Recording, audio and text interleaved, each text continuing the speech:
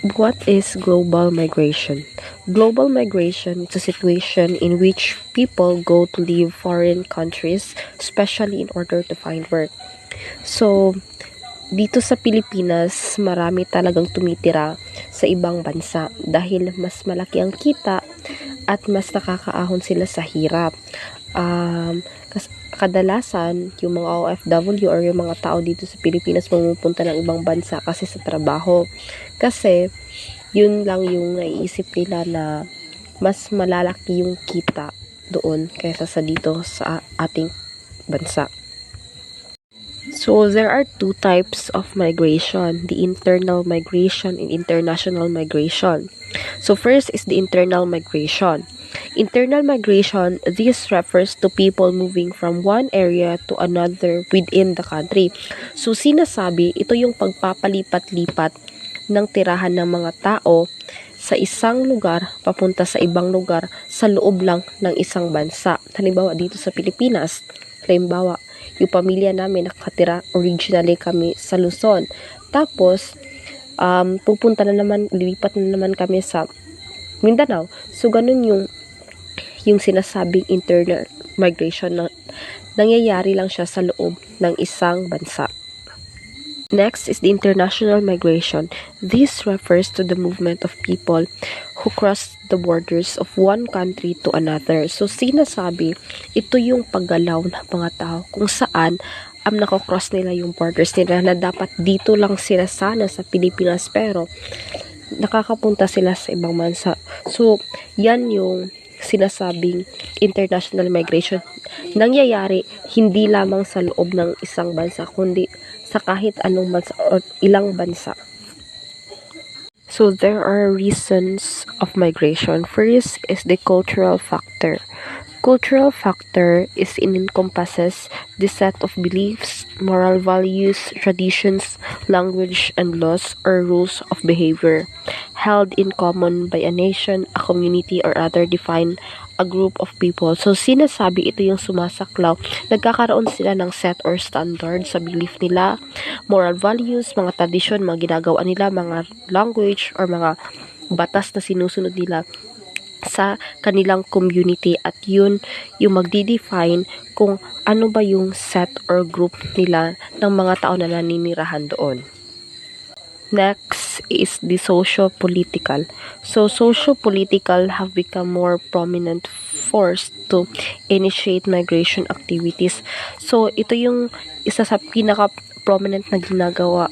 Maaring nakaka-apekto or nagiging rason na nagkakaroon tayo ng migration sa isang lugar dahil sa mga various activities na nangyayari. Next is the environmental factor. An environmental factor, ecological factor, or eco-factor is any factor, abiotic or biotic, that influence living organisms. So, nagiging rason din ang environmental factor sa pagkakaroon ng migration dahil nga sa mga living organisms na meron tayo sa nakakapaligid sa atin, either ito ay abiotic or biotic. Na naapektuhan din ang ating ecological or ang ating eco-factor. So, maaaring yan din ang maging isang dahilan upang magkaroon ng isang migration sa isang bansa. At ang panghuli ay ang economic factor. An economic factor is a factor that can affect and influence an individual financial status. They include education, employment status, and income. So, the economic factor, ito yung factor na naaapektuhan mostly ang mga tao lalo na sa batayan ng or sa financial status dahil lalo na sa pag-aaral minsan hindi lahat ng tao dito sa ating bansa ay nagkakaroon ng pagkakataon na makapag-aral dahil nga sa financial status, yung employment status and income, hindi sapat yung income, hindi sapat yung sahod mo, hindi sapat kinikita nyo sa pang-araw-araw. So, maaari yung economic factor din ay nagiging rason para sa migration.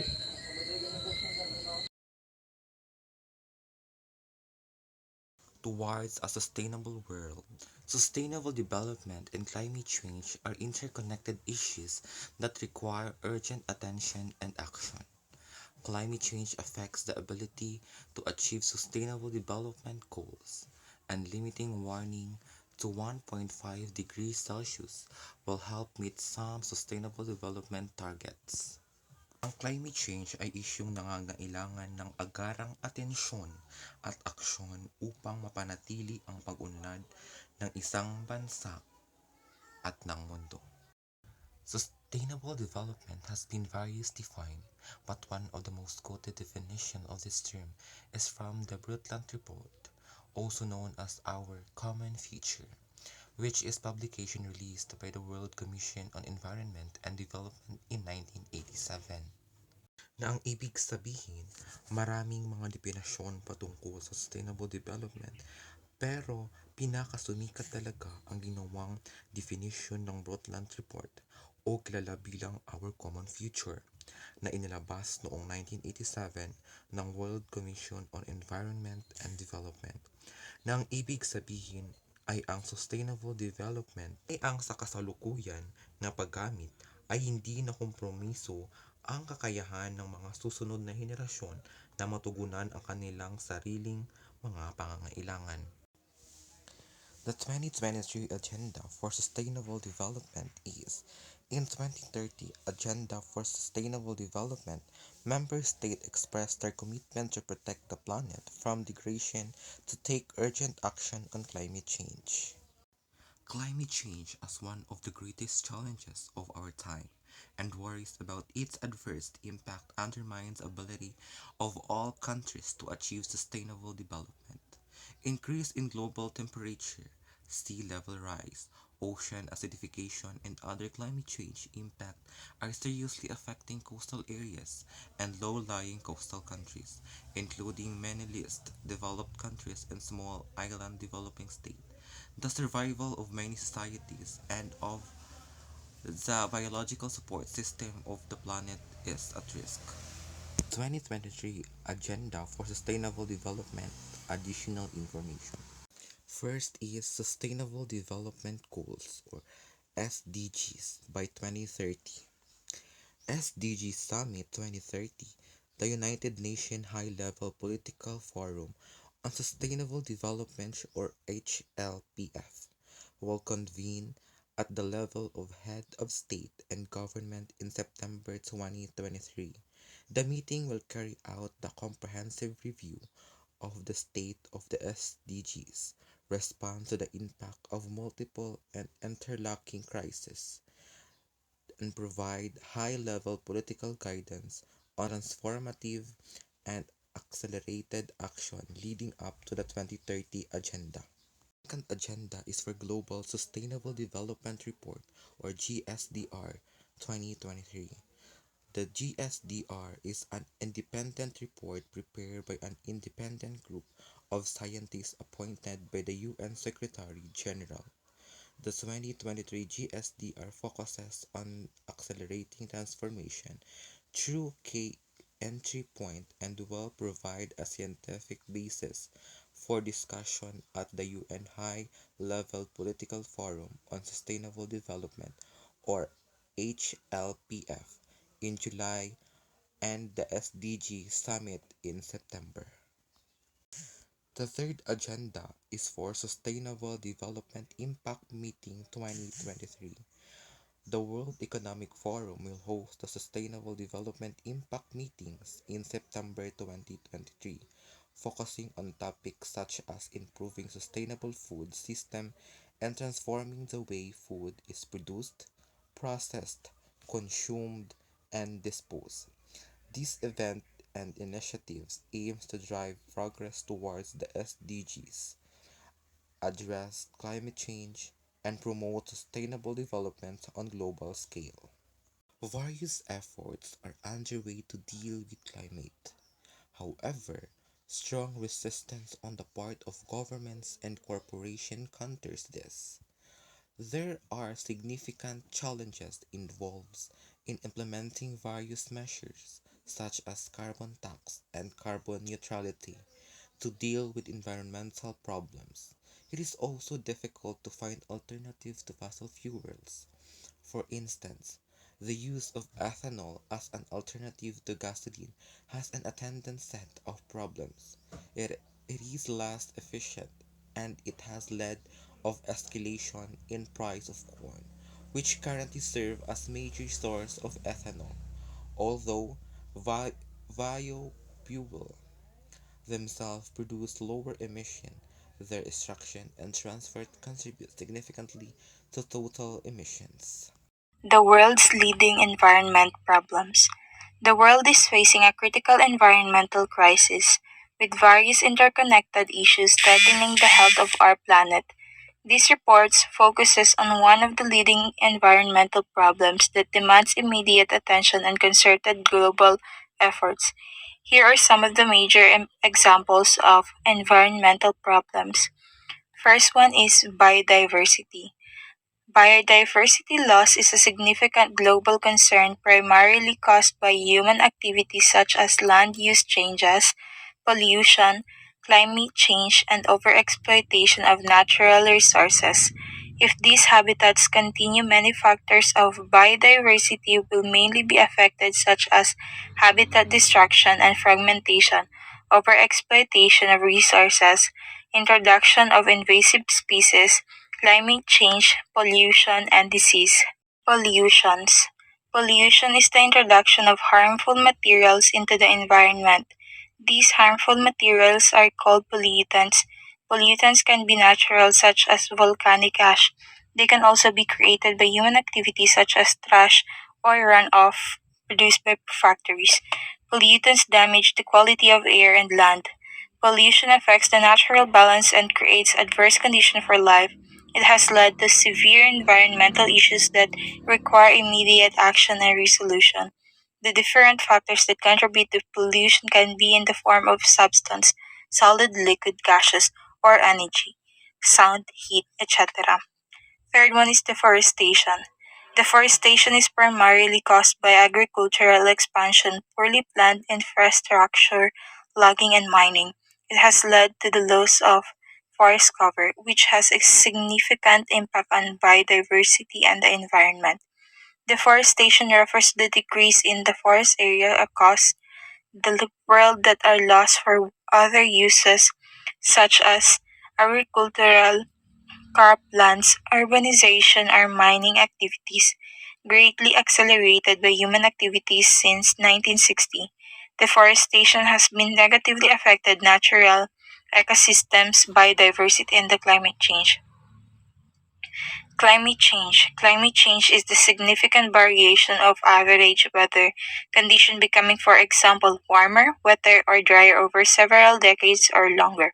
It is the longer term trend that differentiates climate change from natural weather variability.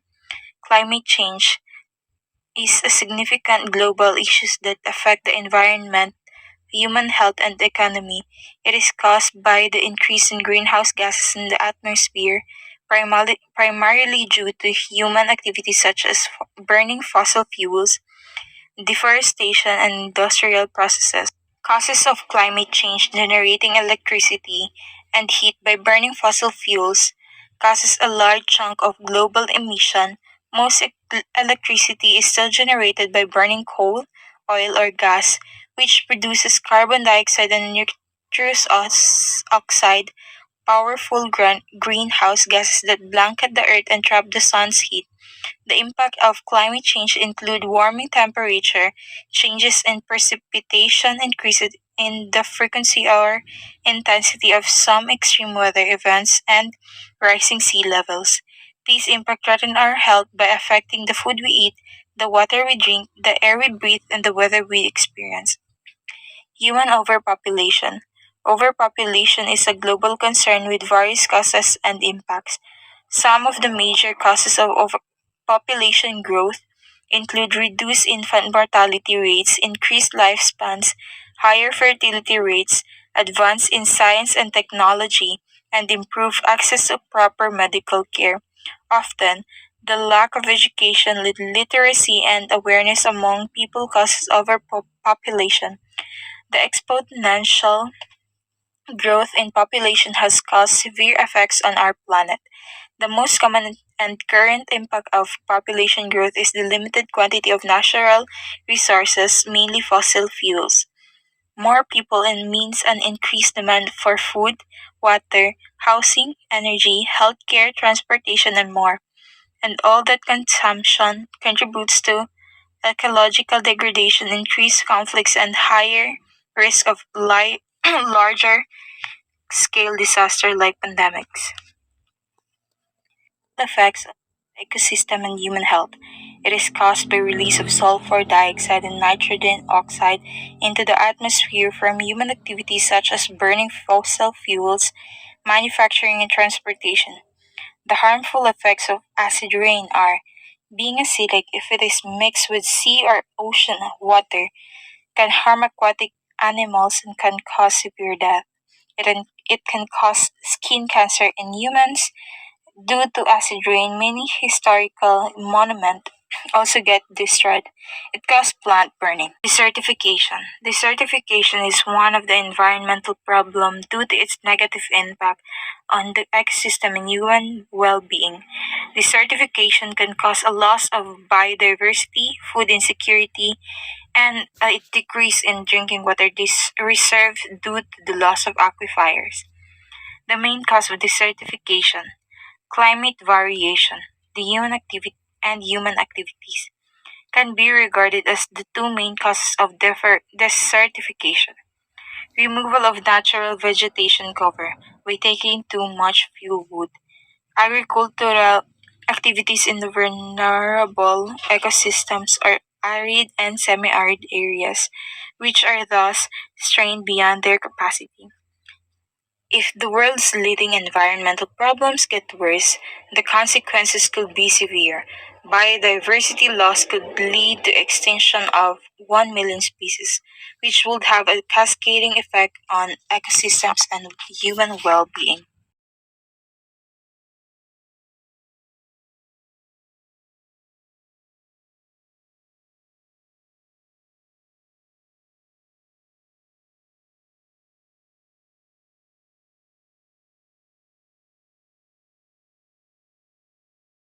What is global food security?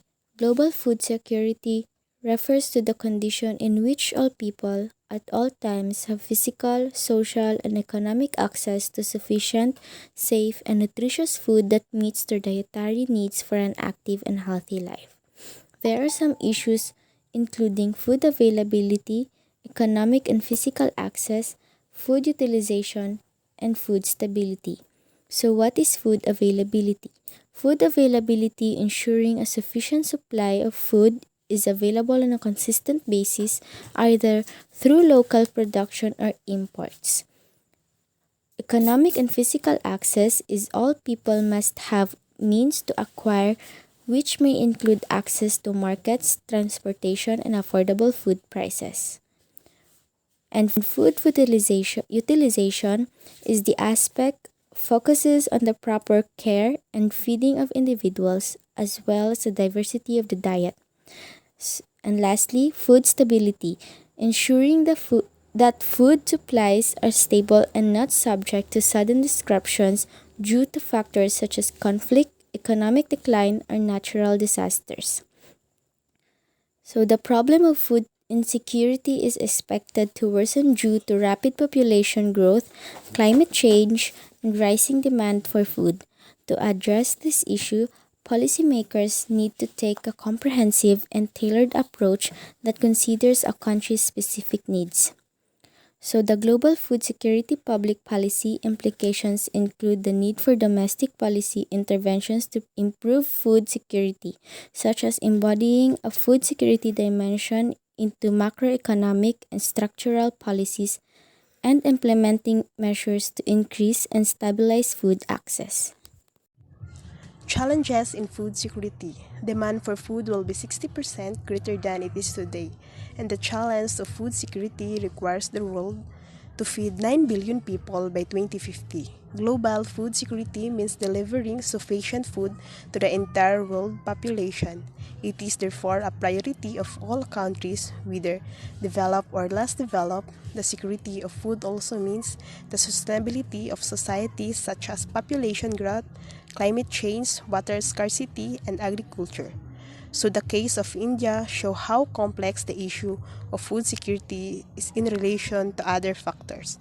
So agriculture account for 18% of the economy's output and 47% of its workforce. India is the second biggest producer of fruits and vegetables in the world, yet, according to the Food Agriculture Organization or FAO of the United Nations, some 194 million Indians are undernourished, the largest number of hungry people in any single country. An estimated 15.2% of the population of India are too malnourished to lead a normal life. A third of the world malnourished children live in India. But perhaps the closest aspect of human life associated with food security is the environment.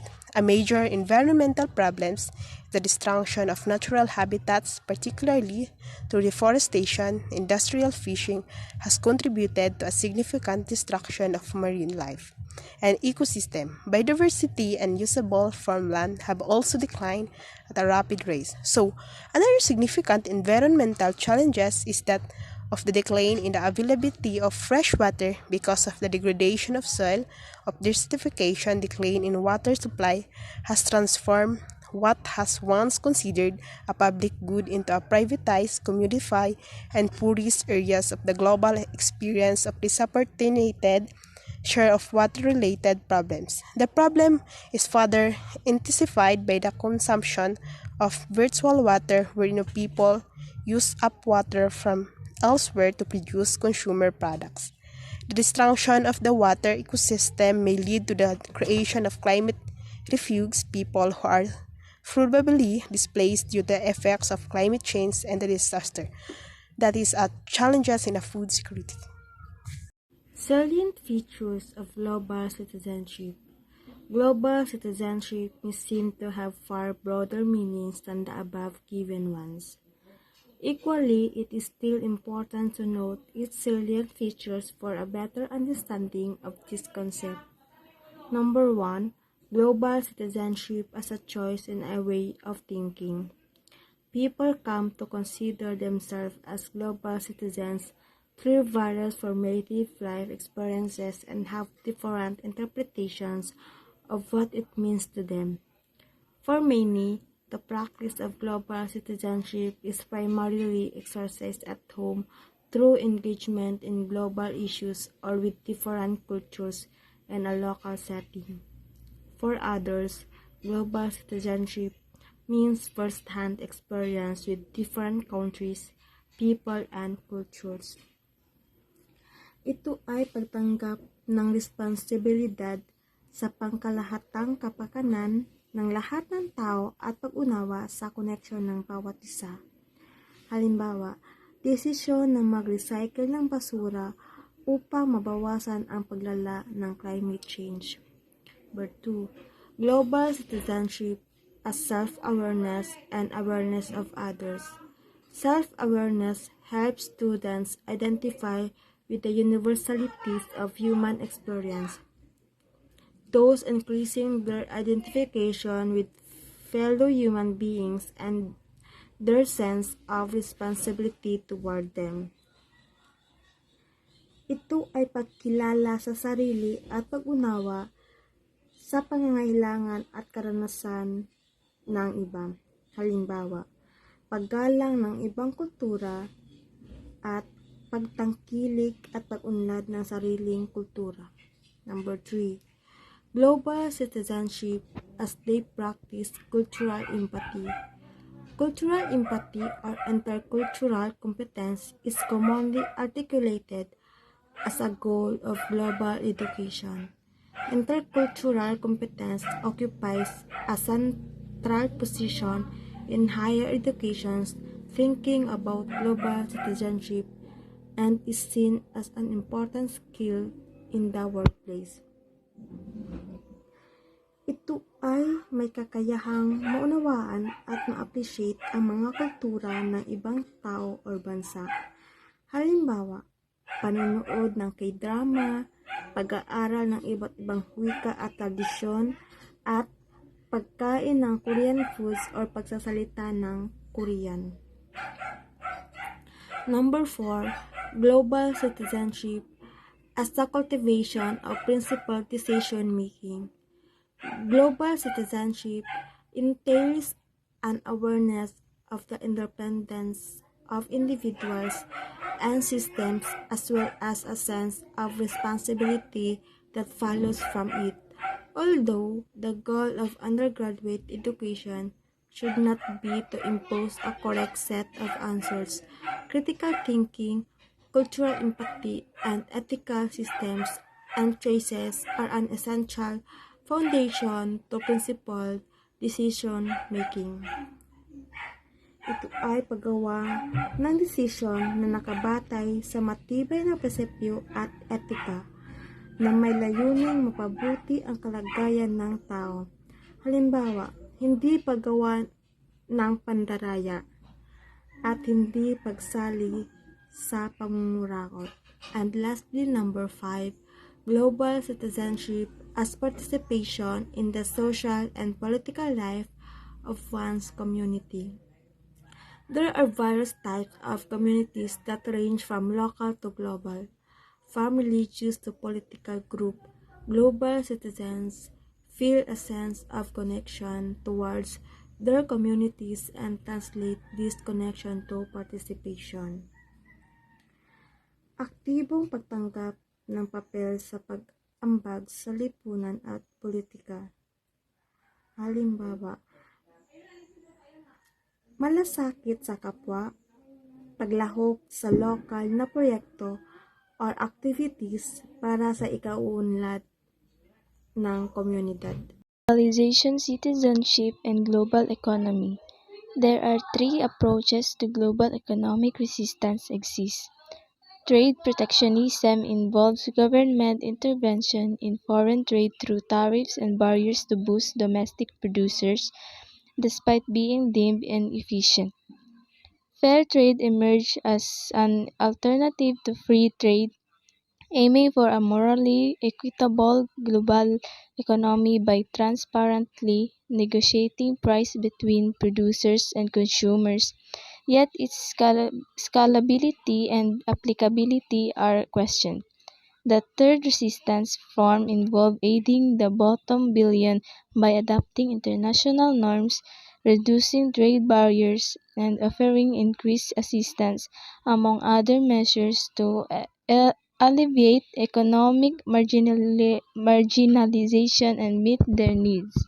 Global citizenship refers to a sense of belonging to a broader community beyond national borders, often associated with responsibilities and ethical considerations toward the world as a whole. Globalization, on the other hand, encompasses interconnectedness and integration across nations in various aspects like economy, culture, and politics. While these concepts are related, they don't always align in values. Globalization isn't a one-size-fits-all phenomenon. It takes on diverse forms and can result in different outcomes. Some versions of globalization have faced criticism for not delivering the promised benefit. This has led to the emergence of adversaries who oppose global economic and governance systems, attributing problems such as the lack of infrastructure among the disenfranchised bottom billion to globalization.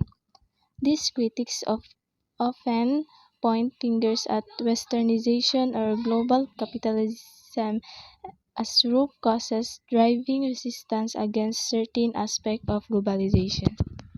Global citizenship and globalization. Global citizenship are intertwined but don't necessarily share the same values. Globalization isn't a singular concept but encompasses various forms. There are multiple potential outcomes for different globalizations, some of which have created adversaries due to perceived failures in delivering promised benefits. The disenfranchised bottom billion lacking infrastructure is seen as a consequence of globalization, prompting resistance against global economic and governance systems often attributed to westernization or global capitalism. In the context of global citizenship and the global economy, there are three distinct approaches to resisting certain aspects of global economic system. First is trade protectionism. This approach involves governments intervening in international trade through tariffs and barriers to safeguard domestic industries. Despite its popularity due to its potential to shield local economies from shocks, it's widely criticized for efficiency. Second is fair trade. This emerged as an alternative to conventional free trade principles. It aims to create a morally fair and just global economic system by openly negotiating prices between producers and consumers. However, doubts persist regarding its scalability and effectiveness in various sectors. Third is assisting the bottom billion. Another form of resistance involved focusing on aiding the most disenfranchised in the global economy. This includes adopting international norms, reducing trade barriers, and providing increased aid and support to the marginalized population, aiming to alleviate their economic struggles and meet their needs more effectively. Global citizenship and global governance. Global citizenship refers to the awareness and embracing of cultural diversity, promoting sustainability and social justice, and having a sense of responsibility to act on a global scale. Ang global citizenship, ito ay nagre-refer sa ating awareness sa ating komunidad upang malutasan ang mga pangangailangan ng mga kababayan, mga responsibilidad as a human rights at mga dapat nating supuin ang mga kasamaan tulad ng pagbobot natin sa isang tao na leader upang siya ang mamamahala sa bayan, matulungan ang mga tao sa security at mga dapat gawain niyang tungkulin. The global governance refers to the systems or framework of rules, institutions, and process that the nations and international actors use to manage and address global issues and challenges. Ang global governance naman ay isang sistema na parang programang inahatid sa mga mamamayan tulad na lang ng pag-feeding ng mga bata, pagbibigay tulong sa mga hihirap at mga nangangailangan ng tulong. Ito ay upang ma-manage ang mga issue or mga challenges na di kaya ng mga taong walang pangbili at walang panggastos. Global citizenship and global governance are intertwined as individuals and community must work together to address global issues and promote a more justice and sustainable world by fostering a global citizenship and improving a global governance. We can create a more interconnected and cooperative society that transcends national borders and promotes the well-being of all people. So, ang global citizenship and global governance, what I told kanina is, itong dalawa are napaka-essential or isang mahalaga para sa ating komunidad na matulungan tayong magsagawa ng isang sustainable world, peace and unity sa ating kababayan at matulungan ang mga taong nangangailangan. And being cooperative society will always promote a well-being and healthy care of those people na nangangailangan ng tulong sa atin.